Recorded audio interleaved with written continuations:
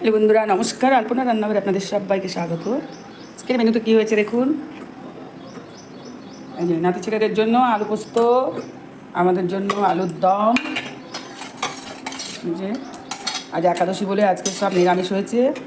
আর হয়েছে শাকের মোটা ডাঁটা দিয়ে, ঝিঙে দিয়ে পোস্ত। আর হয়েছে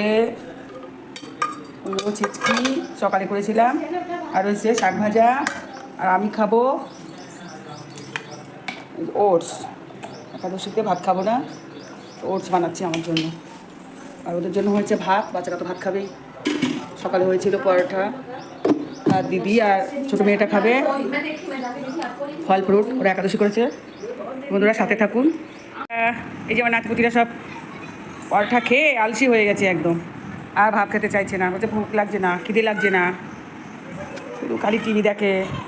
আপনি এখানে ঘুমাচ্ছে, রাত হয়ে গেছে, খাচ্ছে না। ওঠো, খেয়ে নাও। খাচ্ছে না। দিদি এবার ভোগ লাগিয়ে ওরা খাবে। ঠাকুর আমার বিশ্রাম করছে, পুজো হয়ে গেছে একবার। এই যে আমার ওটস হয়ে গেছে। এই যে সবজি সাজিয়ে নিয়েছি। খুব ভালো লাগলে লাইক করবেন, শেয়ার করবেন, কমেন্ট করবেন, সাথে থাকবেন।